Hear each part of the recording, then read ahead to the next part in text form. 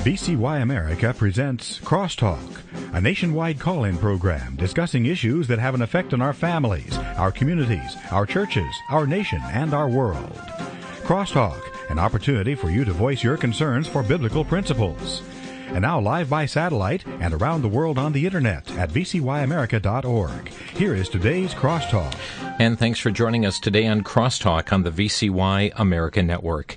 Many of you are familiar with the Chick-fil-A issue. We've addressed it here on Crosstalk. We saw the CEO of Chick-fil-A, Don Cathy, affirm his position that marriage is between one man and one woman. Support has gone to organizations that support that value. Yet it is that value that created a firestorm of hate from extremist groups intolerant of Christians and Christian values. Immediately boycotts were called against Chick-fil-A, and in response to this, pro-family groups from across the country supported a Chick-fil-A Appreciation Day in which record sales were set and people waited in line sometimes for hours to show their support of traditional family values. Well, in response, homosexual groups again had this gay kissing event at many Chick-fil-A's, but the hate and the vitriol against Christians was huge. The flames were fanned by many media sources across the country. And then we were horrified to hear of the gunman who went to the Family Research Council headquarters on August 15th, intending to do great harm. Thankfully, the building operations manager, who also serves as a security guard, Leo Johnson, had intervened. But folks, that begs the question, what about religious liberty in this country? What's causing the hate from the ultra-left-wing activists? Well, here to discuss that issue with us today is Ken Blackwell. He's a senior fellow for the Family Empowerment at the Family Research Council. He serves on the board of directors of the Club for Growth and the National Taxpayers Union. He's a member of the Public Affairs Committee of the NRA. He's a columnist. He has served in public service as Mayor of Cincinnati, the Undersecretary at the U.S. Department of Housing and Urban Development, and U.S. Ambassador to the United Nations Human Rights Commission. He has also served as Ohio's Treasurer and Ohio's Secretary of State. And Ken, thank you so much for joining us today on Crosstalk. It's so good to be with you. As we get started, though, first of all, tell us, how is Leo Johnson, the building operations manager who intervened on that day? Leo is doing well, thank God. He is recuperating, and we lift him in prayer every day, and we're so thankful that God is healing his body. He has to undergo some additional minor surgeries, but we think he's going to be fine. Great. Well, as we take a look at this issue, Ken, increasingly across this country, Christians are being marginalized, even targeted as being hateful and intolerant because of their positions on things like supporting the biblical and traditional definition of marriage as between one man and one woman, or supporting the sanctity of human life, or even an affirming scripture that says there's one way of salvation through Jesus Christ. Ken, why is there such a hateful intolerance against those who hold such values?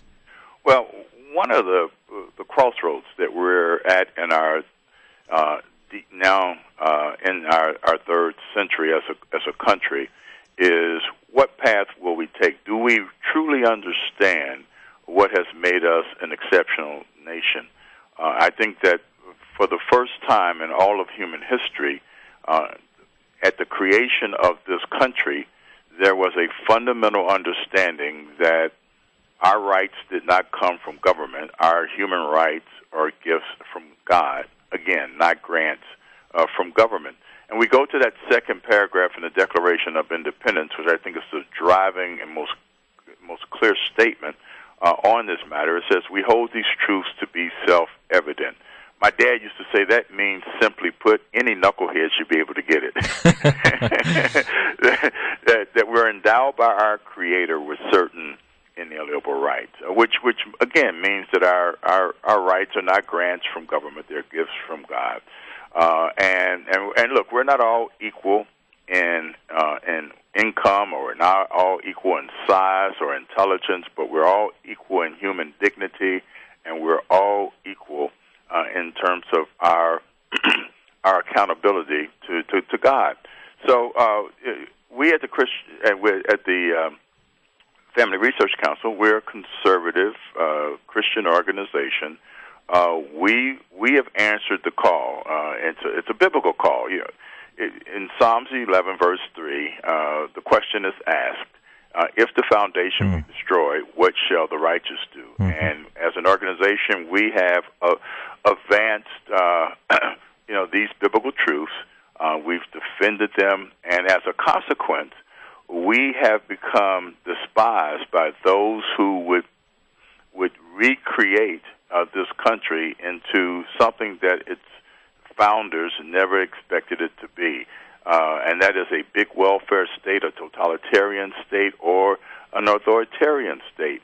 And in those models and the statecraft of those national models, they've had to chase God and faith out of the public square, and they've had to destroy the family as the basic unit of governance because they replace it with an all-powerful state.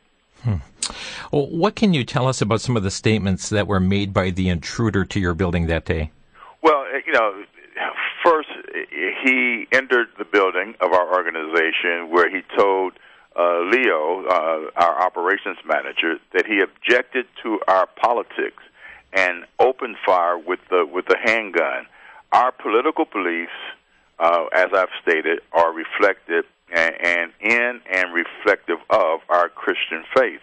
Now, this comes in the context of the Southern Poverty Law Center designating FRC as a certified hate group because of our biblically held beliefs regarding marriage and human sexuality.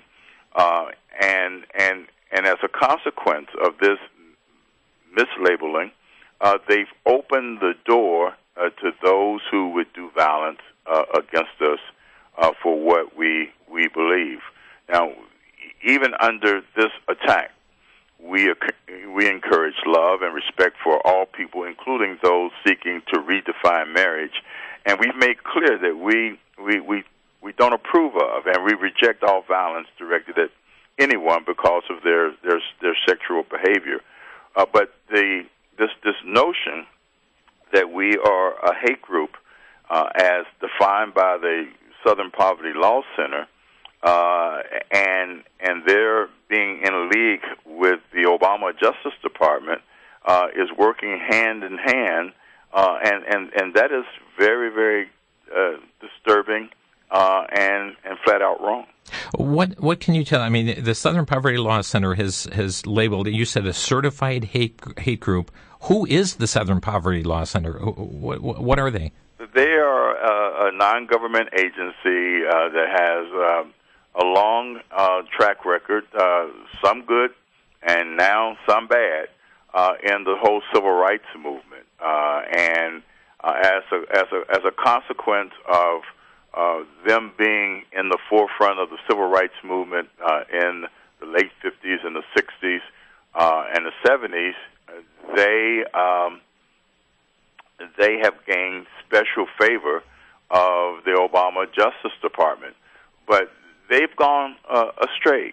They've taken a wrong turn, and for our government to empower this left-leaning radical organization now to attack those of us who, in the public square, practice our faith is wrong, but it's not going to scare us off. Well, they have, in essence, lumped you at Family Research Council together in their group, and our dear friend Peter LaBarbera at the Americans for Truth About Homosexuality, Illinois Family Institute, many other groups, Traditional Values.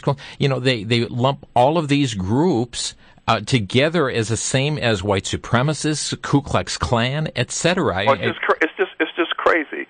This is a Justice Department that in the political debate is supposed to be the referee, is supposed to be neutral, but by all measures, this Justice Department is an active participant in this clash of visions.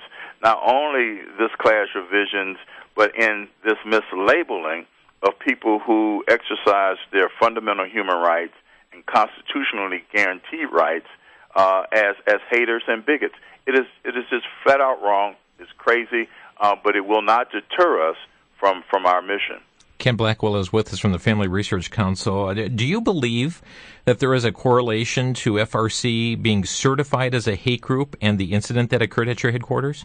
Well, we think if you just listen to what Leo reported that the guy said before opening fire on Leo, the answer to your question is yes, there is a correlation, and I'm really disturbed by it because right now we have a president, we have an administration that is really set on transforming our market economy into a government-controlled economy. The president has through his actions shown that he's set on transforming our family-centered society into a government-centered society. But most importantly, he wants to transform our national philosophy, founded upon the primacy of the individual and the supremacy of God, to one founded upon the primacy of the collective good and the supremacy of the central government. He is a big welfare state advocate. And in order to carry it out, he understands and he has moved on concentrating power in the federal government and in the executive branch.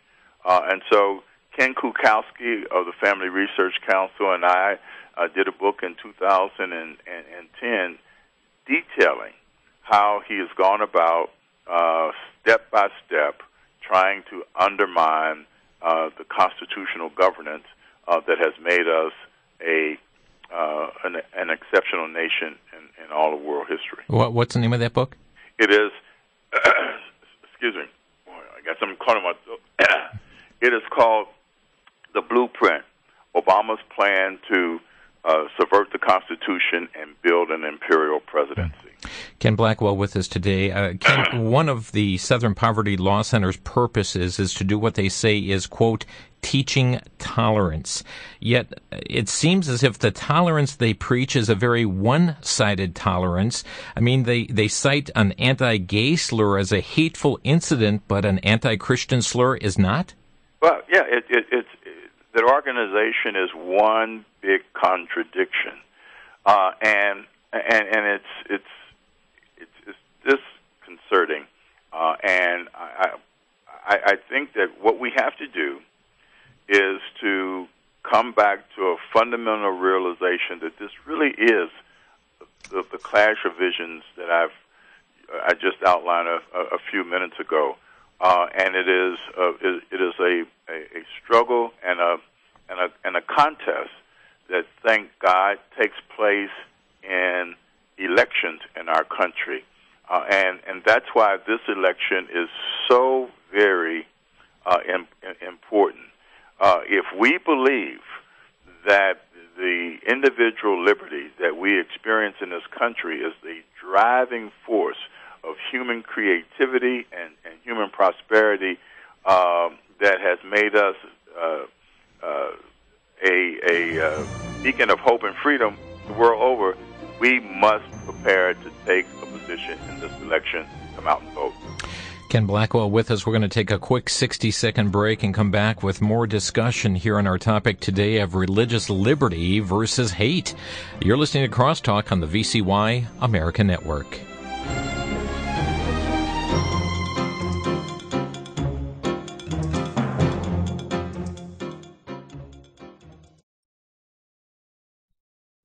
Back to Genesis with Dr. John Morris, creation researcher and geologist at the Institute for Creation Research. Dr. Morris, Time magazine recently claimed that they finally found the missing link. What is that all about? Chris, this was the supposed transitional form between humans and the apes. This particular find was called Ardipithecus ramidus cadaba and was based on fragments of fossils found at 17 different locations spread over 2 miles. But how could one possibly know that they even belong to the same individual or the type of individual? Chris, who are they kidding? And why are they trying so hard to convince us that man came from the apes? Well, I think it's a spiritual question.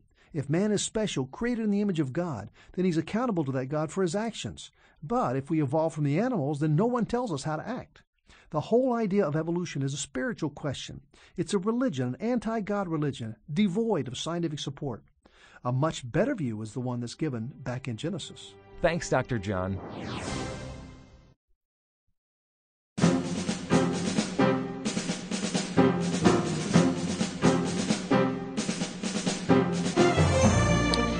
religious liberty versus that label of hate that is so often prevalent on the lips of those who are in opposition to the Christian viewpoint. And Southern Poverty Law Center has really come to the forefront in putting groups such as Family Research Council, certifying them as hate groups here in our country. By the way, as we're speaking today with Ken Blackwell from FRC, I believe FRC has called upon the SPLC to remove you from that hate list. Is that correct?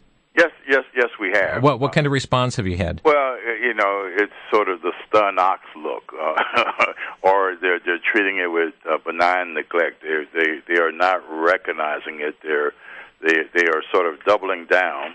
But we're not going to go away. We've made the request in a very thoughtful and prayerful way. But we've also said that the threat of physical violence, the mislabeling of FRC, will not deter us from our mission. I want to take this a step further and bring it closer to home to many of our listeners, and that is this, Ken. If Family Research Council has been labeled as a hate group because of the position that you've taken on traditional marriage that we've known since the beginning of this country, that 30-some states have certified in their own constitutions, if FRC has been labeled as a hate group, aren't we just a step away from our individual churches all across this nation as being on that same hate list? Oh, absolutely. And that's why I started out by saying, if you look at the various models of governance throughout human history, we have shown in terms of, a democratic republic driven by constitutional governance that limits the reach and intrusion of government and puts an emphasis on individual liberty.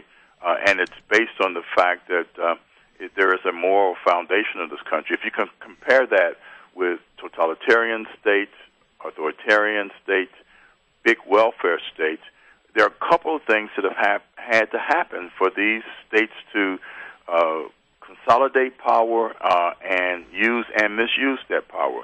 They've had to destroy or weaken the family, and they've had to run God and faith out of the public square, or at minimum, they have had to silence the church. And so I don't think it's a step too far to say that this is a president that has carried out that strategy in the advancement of the reintroduction of the welfare state.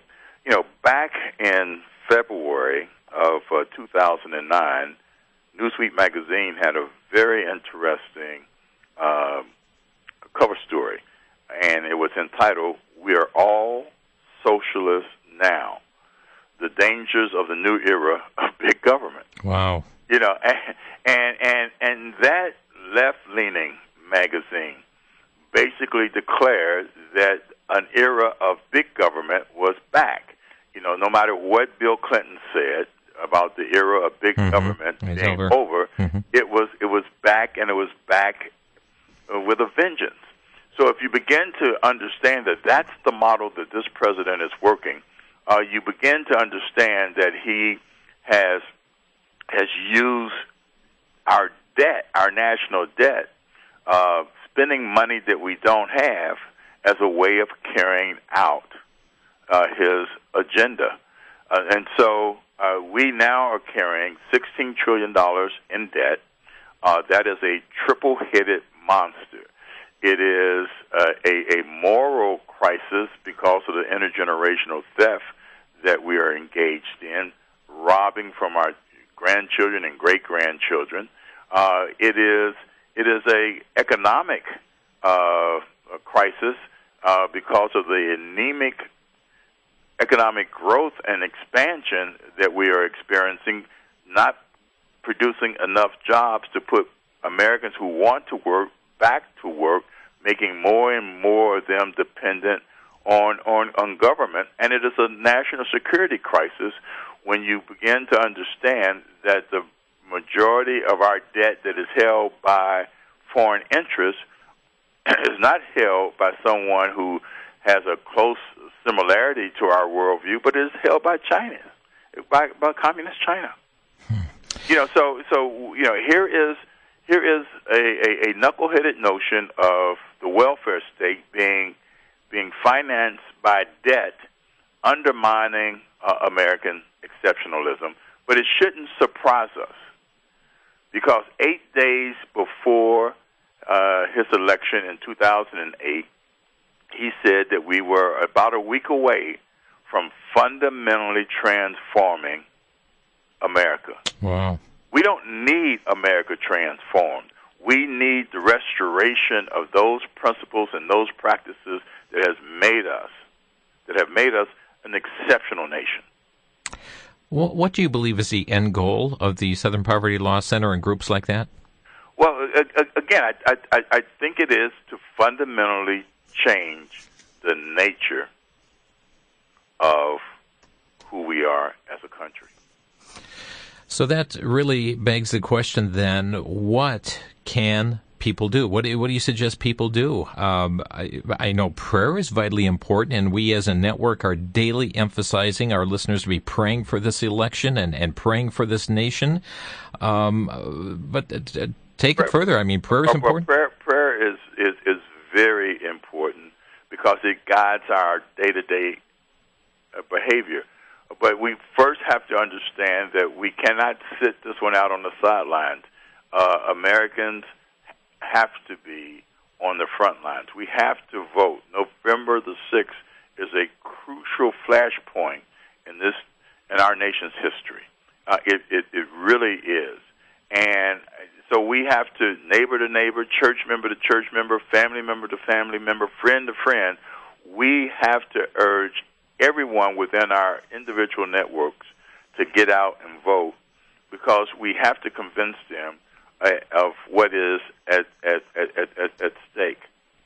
Ken, we saw the recent conventions and the fight that took place in the Democratic Convention whether or not to recognize God in their platform. It took 3 votes. It was obvious that the body was against recognizing God. They booed when the chair declared that the passage of the resolution. And then we just saw reported out of Colorado it was the Democratic candidate for state office who worked to exclude a member of the clergy from moderating a local debate because his supporters were, quote, uncomfortable with the church leader asking questions. Instead, they chose a woman on the editorial board of a newspaper that had come out in support of same-sex marriage. How far do you believe this hatred and intolerance of Christianity is going to go? Well, again, I think it's going to go as far as it can go without meeting a wall of resistance. That's why this is within our power to arrest. You know, Samuel Adams once said, "Spreading the brush fires of liberty in the hearts and minds of men and women." That's our individual objective. You know, is to spread the brush fires of liberty in the hearts and minds of men and women, and it's so important that we do that, because what's at stake is our liberty, and when our liberty is threatened, then all that we are that is exceptional is threatened. And Tony Perkins and General Jerry Borkin and the rest of the FRC team and I, we believe that religious liberty is the first. It's the first of our human rights. Without religious liberty, we're mere economic and political entities. It is religious liberty that reflects the sacredness of the individual human conscience. And so when you attack religious liberty, you go right to the heart and soul of who we are. And it was so disturbing to see that one of the major parties of our country, had gotten to a point where it was taking head on that second paragraph in the Declaration of Independence, which actually is the frame of our Constitution. Folks, we're going to open our phone lines. Our guest is with us here for a brief time this afternoon. We have about a quarter hour left with him, and we would encourage you to get on board right now with your questions and comments. Our number, 800-733-9829. That's 1-800-733-9829. Perhaps a question has been prompted in your mind, or have a comment on this topic here of religious liberty versus this hate, this label of hate that is coming. I can remember people making that statement, I will not tolerate intolerance, and what an oxymoron of a statement there. Ken, for those who do want more information about Family Research Council, how is it they can obtain it? You can go to frc.org, and I would encourage folks to go to that website and look at Tony Perkins's daily updates on what's going on in Washington. FRC, collectively, we are the eyes and ears of Bible-believing Christians who understand that we have a role in influencing and helping to shape public policy. Again, folks, that's frc.org. frc.org. There's a number of topics and issues that you'll find available on their website to keep abreast of many of these issues, but certainly take a stand for religious liberty and certainly biblical values. And we're going to begin in the state of Ohio. Mike, thanks for calling. You're on the air. Hi, yeah, I'm struggling with the concept that you guys are talking about with respect to the role of the federal government and allowing liberty or religious liberty, and yet it feels like the conversation is really bent on the support of Christian religious liberty and not a broad acceptance of religious liberty. And I'm having a hard time sort of balancing that with the idea that the federal government shouldn't be involved in a lot of these. No, I don't want you to be mistaken. There was an old theologian who said something that has always stuck with me. He said, I will defend your constitutional right to be theologically wrong. So that's where I am. So don't be confused. I believe in free will, and people have the opportunity to choose the faith path that they walk. But culturally, we are a Christian nation. Without question, historically, we've been substantially influenced. But our Constitution, the brilliance of our Constitution, is that we believe in the individual free will. When we stand before our Maker, we're not going to be able to say, my cousin made me do it. At the end of the day, we stand there ourselves. So we believe in everybody's opportunity to make that decision. Thank you, Mike, for your call. We got a break upon us, and certainly as we take a look at that First Amendment, we do have that right to that religious liberty, and Congress shall make no law that is going to prohibit the free exercise therein, yet Christianity is being targeted as being hateful and intolerant and not accepted as free speech in our nation. We'll be right back. It only takes a quick look around to see that the world is a mess. There is something very sinister happening behind the scenes in the areas of money, politics, and religion in our country today. What's worse, we are not being fully informed by Wall Street or government officials, and most of the media is only repeating what the politicians and bankers tell them.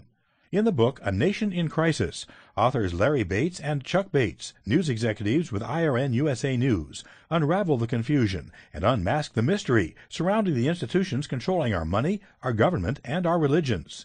They also give their thoughts on how one should respond to the demise of the U.S. dollar, declining morality, the muzzling of faith, and the chaos of the culture.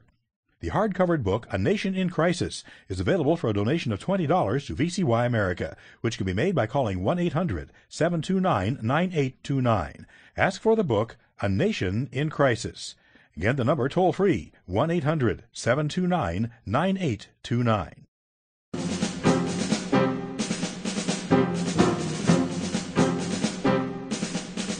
Our guest today is Ken Blackwell from the Family Research Council. Many of you know him who listen in the state of Ohio, former mayor of Cincinnati, and also served as Ohio's treasurer and Ohio's Secretary of State during a very interesting election.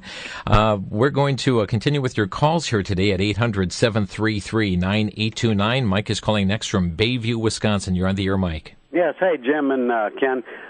Good program. I was just going to say that I'm just a little bit leery about our vote coming up with people being able to vote for their dogs and vote for past dead people. I was wondering why, if they were so upset about this photo ID, why can't we make them put their finger in ink as they did in Kuwait or Iran, wherever they did that? That's my biggest concern. And we are praying for your Family Research Council as well as VCY as well. Well, thank you so much.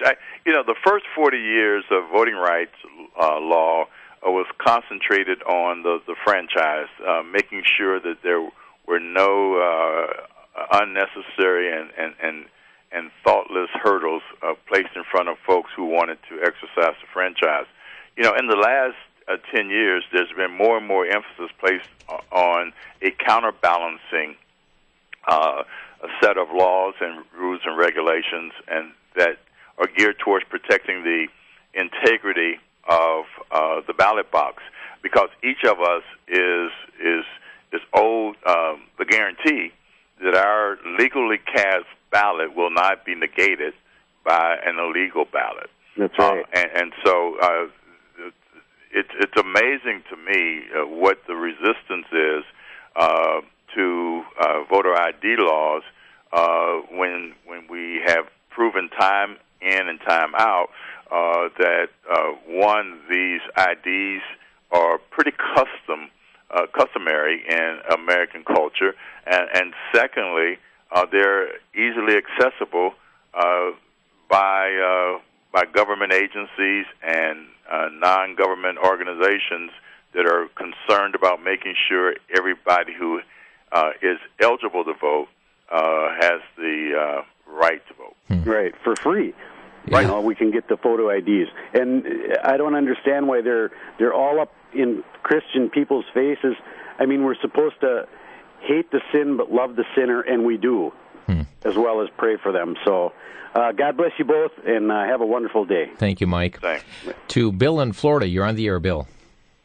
Hi. I'd like to ask Mr. Blackwell.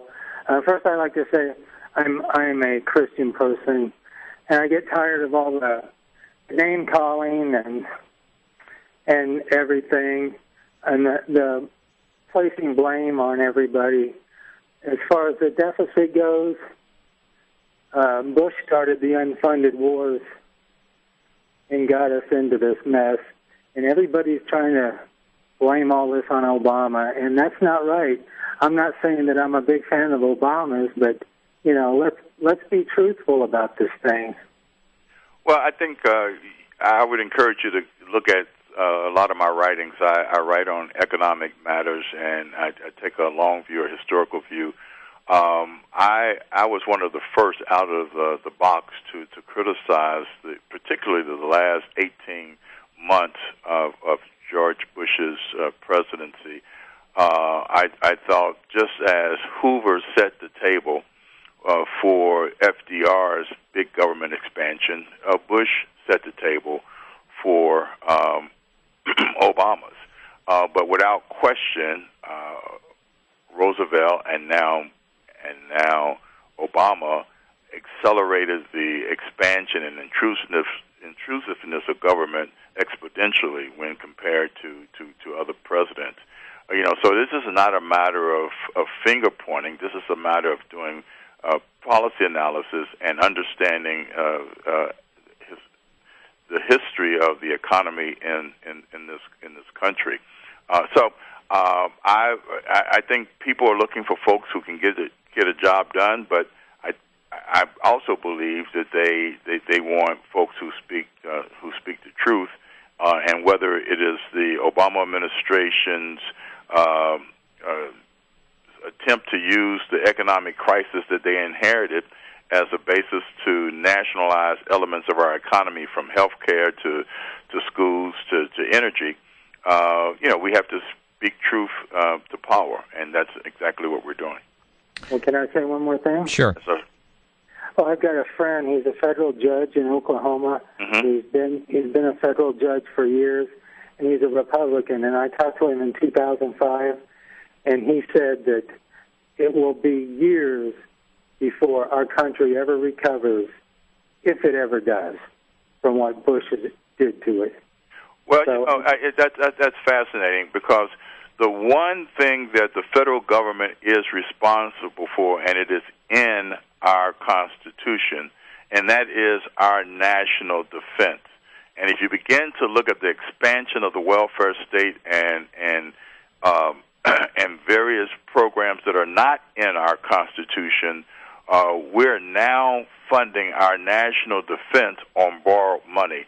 That is irresponsible, and that didn't just start. That didn't start with Bush's decision as commander-in-chief to defend this nation. That is the president's responsibility, as clearly articulated in the Constitution. And so I don't think George Bush or any American president that has protected our interests throughout the world and our national security in this country should apologize for. Bill, thank you for your call. To Michael in Oregon, you're on the air. Hello there. Hi. Hey. Hi, my name is Mike, and I do enjoy your show. My concern is, you ever heard the guy named Ken Ham? Yeah. Yes. Yeah, he was just with us a couple days ago. Okay. He has a picture in one of his material of two castles with foundations and balloons. And with information we're sharing today is a great example of we're shooting balloons at their fortress, and they're shooting our foundation, okay? And what we're not recognizing, and we put so much effort into all their balloons, is when they're attacking our Constitution, which is attacking our sovereignty, which they're citizens of this country, makes them traitors, okay? And nobody ever touches on it and don't stay long on it. Well, tell you what, our guest is with us just for a minute here, Michael, so I'm going to have him respond before he has to leave. But let me ask you this, Ken. I mean, you have referenced the Constitution as that foundation so many times here, but also the biblical moral values of this nation as well. But quickly respond, if you would, to Michael before you have to go. Well, again, I think the foundation of our country is being threatened, and it's because we have now a president that, when asked what makes us exceptional, he said, or asked if we were exceptional, he says, yes, we're exceptional, but I would believe that Chinese believe China's exceptional, and Germans believe Germany's exceptional. Well, the fact is there are concrete things that make us exceptional. They're at the foundation, whether it is the moral underpinnings of our Constitution or the Constitution that puts a harness on the scope and reach of government and emphasis and premium on individual liberty. Those things are being attacked at its roots, and that's why in this civilized country of ours, in this democratic republic of ours, we make change through the ballot box. We cannot afford to have people who are Bible-believing folks, who are Constitution-embracing citizens, sit this one out. Mike, we'll give you a chance to respond here in just a moment. But, Ken, I know you're on a very tight schedule. I appreciate you joining us here today from Family Research Council, frc.org. Thank you so much for joining us here today. God bless Thanks. you and all that you do. Thank you so much. Bye-bye. And Ken did have to go. We are under obligation in that regard. But, Michael, go ahead with further response here if you'd like. Okay. I mean, whatever he's saying, all these things he's saying is quite true. But we're not getting to the root, as he was bringing about morals, is we're having a spiritual warfare. Yes. And it's a one world government direction, as the Bible shows. If we don't recognize those two areas of a spiritual warfare, attacking our Constitution, and we recognize our founding fathers of their background, why we became a nation, what material, then there's less cause because we're not accepting the responsibility of recognizing these people as enemy of this country, of our Constitution, of vast areas in our Constitution. And it's been going on for years until we recognize and call it a spade, as the old term, that these people are working on destroying us and have one world government, which is attacking our Constitution. They are traitors. I worked for the military for many years. I was in the Navy in the early 70s, and the oath was to protect our country from out and within. And the within is the traitors. Until we really recognize that, all we do is shoot everybody's balloons. Michael, thanks for raising the point today. Thank you. Bye-bye now. Our number 800-733-9829. Also in Oregon is Mark. Go ahead, you're on the air. Hi, Jim. Ken, is one of the first people I've heard that's right on point with this and seems to be well informed. And a lot of these people, members of the public, it's like they want to bury their head in the sand. It's not like Obama and the administration has a bunch of smoke and mirrors going on. It's right out in the open what he's trying to do. And I think people need to remember that, the famous quote that those of us that, rely on our government for freedom and liberty will have nor deserve neither. And, it's so true. We need to get back to the Constitution. Our forefathers were wise beyond their years, in writing the Constitution, and for Michael, the prime. Oh, it sounds like we're losing you here. Yeah, sorry, we lost Mark there on that cell phone there. But certainly, and even as Ken had pointed out, if the foundations be destroyed, what can the righteous do? And we need to really go back. But it goes even beyond the Constitution itself. It certainly, how does Scripture direct us? How we ought to live in such a time as this? And certainly that biblical foundation that we have as individuals and churches needs to permeate our lives as well. But the issue, certainly we are seeing a government that is becoming more and more hostile toward Christianity, hostile toward those who say that marriage is between one man and one woman, hostile against those who believe in the sanctity of human life and that killing an unborn child in the womb is wrong. And when we see the growing animosity that takes place in all regards, when we can't even have a pastor to moderate discussion because they feel uncomfortable with that a pastor asking questions of candidates, we've got some problems here and certainly need to be addressed as to the direction this nation is going to go on this course. Our phone number here to Crosstalk, 800-733-9829. And I see we're just 10 seconds from a break, so Chris, you hold on. We'll get to your call right after the break and to others holding as well. And I see we have a couple open lines, 800-733-9829. Our topic here today in Crosstalk dealing with this religious liberty versus hate. We'll be back in 1 minute. You're listening to Crosstalk on VCY America.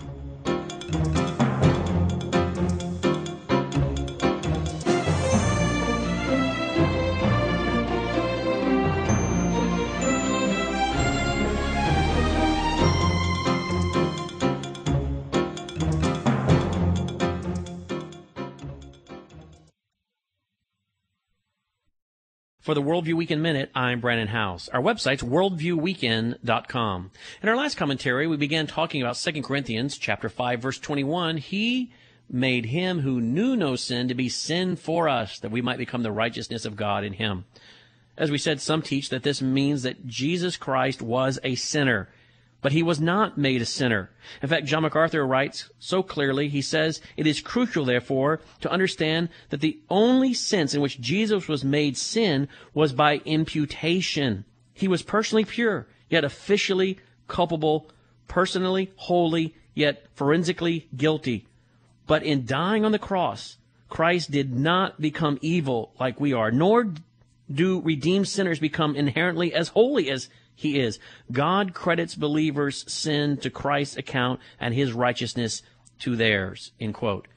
Jesus Christ did not become a sinner on the cross.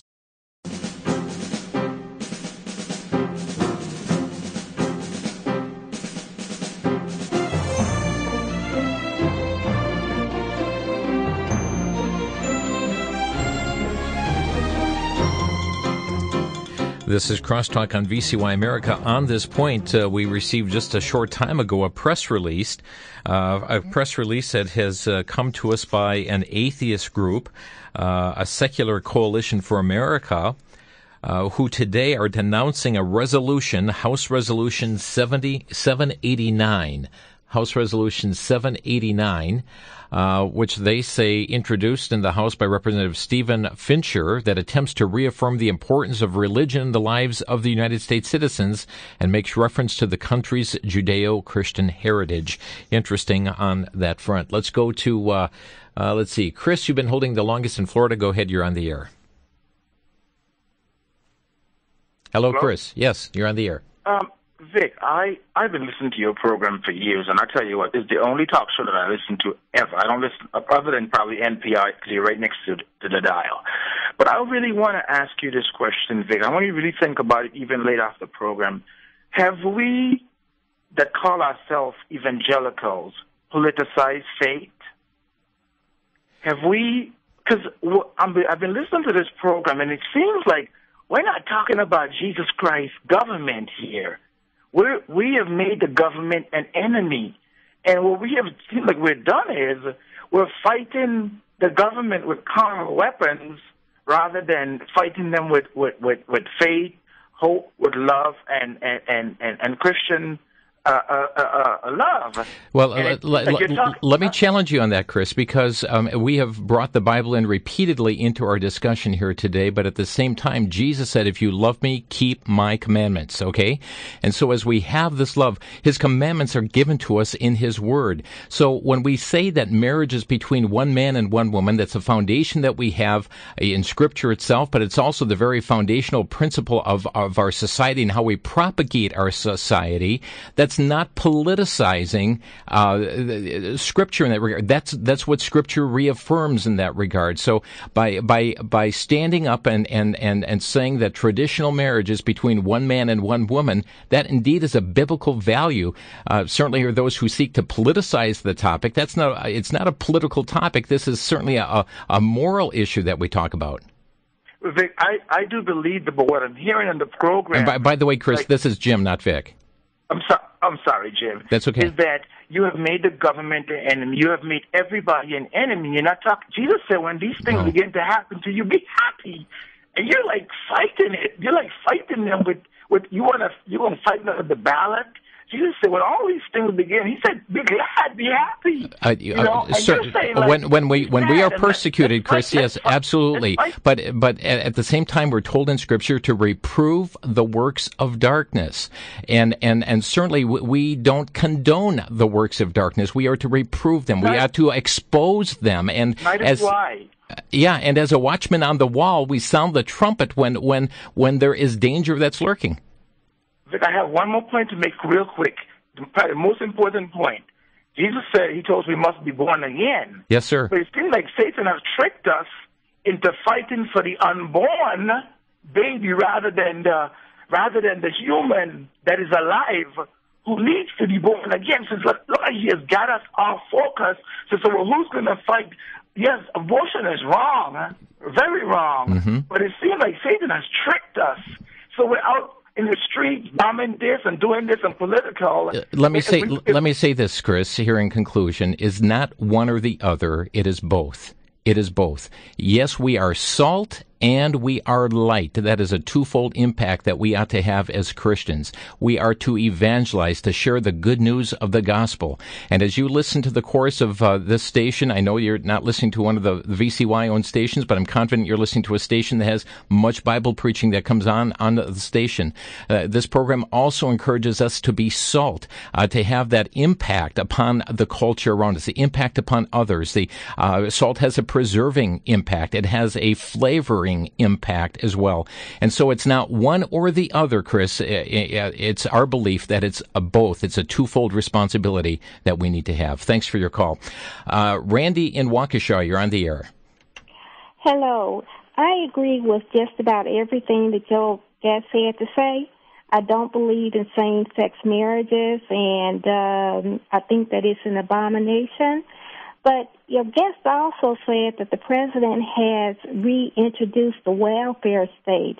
Now, there was welfare since FDR. And also, my last point is that in Proverbs it says that he that gives to the poor leans into the Lord. And you all talk like people on welfare should starve to death. And I just think that that's an abomination, too. Yeah, no, that's not what we're saying, Randy. But keep in mind, this is a personal, individual responsibility, not a government responsibility. So when he talks about the reintroduction of the welfare state, we have more dependent people on the government as far as benefits than any kind of recent history that we can think of, but certainly that behooves us as individuals to have compassion on the poor. It is the role of the church, and we have abrogated this to the role of the government, and that's where the problem is. Ernest in Mobile, Alabama, you're on the air. Yes, I'm concerned is that in past, looked like religion got along with government real good in the communities. We could express our religious standpoint of view without any interference from the government. And if we can remember that we came over here because the religion freedom was threatened, and the government got into it and persecuted the Christians. And we came over here to be free from that thing. And I'm seeing that look like history is going to repeat itself again. And look like you're going to be a heretic if you say anything about morality in this country, which has to do with Christianity, because we do serve a moral God. And the church is going to be persecuted again. And we came over here to get the government, our religion, and have the freedom to express ourselves. But now look like it's about to repeat itself again, and it's coming in gradually and slowly. The government is sticking its hands in everything to appease those people who oppose religion, and they shouldn't be sticking their hands in there. I think that religion should be able to express itself without the government interfering with it. Thank you so much, Ernest. We are out of time, as that closing music tells us here today, but certainly Scripture tells us righteousness exalts a nation, but sin is a reproach to any people. Folks, stay on our knees. It is not a battle of flesh and blood as we talk about, but certainly we have that obligation to be both salt and to be light. Thanks for joining us today on Crosstalk. You've been listening to Crosstalk via satellite and the internet from VCY America. Views expressed may or may not be those of this station. For a CD of today's program, send a donation of $6 or more to VCY Tape Ministry, 3434 West Kilbourne Avenue, Milwaukee, Wisconsin, 53208. Or download by RSS or podcast from crosstalkamerica.com. And join us again for Crosstalk.